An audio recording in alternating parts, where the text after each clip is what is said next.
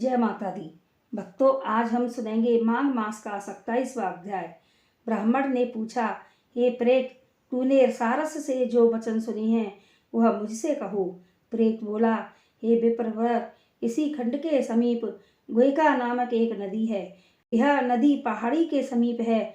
उसमें से अथाह निर्मल जल रहने के कारण बड़ी बड़ी लहरें उठा करती हैं।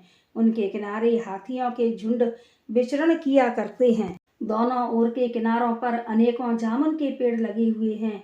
मैं एक समय घूमता हुआ उस नदी के तट पर थककर विश्राम करने की इच्छा से एक वृक्ष के नीचे बैठ गया। तभी आहार की खोज कर आ रहा सारस का एक जोड़ा वहां आ पहुंचा। वहां पहले ही से अनेकों पक्षी किलोल कर रहे थे। सारस दंपति ने भी आपस में बहुत देर तक किलोल की और जब वे थककर चूर हो गए तो एक छायादार स्थान पर चोंच को पंखों में दबाकर विश्राम करने लगे। जब वे निद्रा मग्न थे तभी एक लाल मुख वाला बंदर क्रोध से लाल लाल आंखें करके सोते हुए सारस के पास आ गया। उस लंबे लंबे काले बालों वाले दुष्ट बानर ने अपनी लंबी चंचल पूंछ को चारों ओर फटकारा। उस बानर को देखते ही आसपास के पक्षी तो भय से चीखते हुए जान बचाकर भाग खड़े हुए। सारसी ने जब बानर को देखा तो वह सारस को जगाने के लिए वहां से दूर दूर भागकर शोर करने लगी। तब तक मौका पाकर उस बानर ने सारस के पैर मजबूती से पकड़ लिए थे। चीख सुनकर सारस की जब नींद खुली तो उसने देखा कि वह दुष्ट बानर उसे मार डालने के लिए खड़ा था। तब उस सारस ने बहुत ही मधुर वाणी से उस बानर से कहा, हे बानर, तुम मुझ निरपराध को क्यों मार डालने को उतारू हो? राजा भी अपराधी को ही दंड देता है। सत्य पुरुष कभी हम जैसे अहिंसक जीवों को नहीं सताते, वह दया ही करते हैं। हम जल परछाई को ही खाते हैं पर स्त्री के साथ भोग भी नहीं करते, सदैव वन में ही रहते हैं।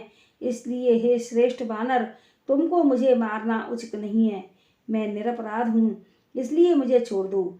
मैं तुम्हारे पूर्व जन्म के वृत्तांत से परिचित हूँ। उस बानर ने सारस के वचन सुनकर उसे छोड़ते हुए कहा, हे सारस, मैं वन में भ्रमण करने वाला बानर हूँ। तू ज्ञानहीन पक्षी होकर भी मेरे पूर्व जन्म के वृत्तांत को कैसे जानता है, वह मुझे बता। सारस ने कहा, मैं अपनी जाति की स्मृति के बल पर तुम्हारे पूर्व जन्म के वृत्तांत को जानता हूँ। पूर्व जन्म में तू विंध्याचल पर्वत पर पर्वतेश्वर था। मैं उस समय तुम्हारा कुल गुरु था। तूने विवेकहीन हो अपनी प्रजा को सताया और बहुत सा धन संचित किया था।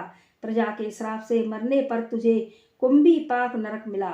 इसी प्रकार बार बार जन्म मरण में नरक भोगते हुए बहुत समय हो गया। अब तेरे शेष पाप भोगने के लिए ही बानर योनि प्राप्त हुई है। ब्राह्मण के बाग में बिना आज्ञा चुराकर केले खाने से तुझे बानर बनना पड़ा है। अब मुझे मारकर क्यों अपराधी बनता है? मैं पाप कर्म की ओर कभी नहीं गया हूँ, इसी कारण सारस बनकर भी मुझे ज्ञान है। तब बानर ने पूछा, हे सारस, अब यह बता कि ज्ञानवान और उत्तम कुल का ब्राह्मण होने के बाद भी तू इस जन्म में सारस क्यों बना है? माघ मास का 27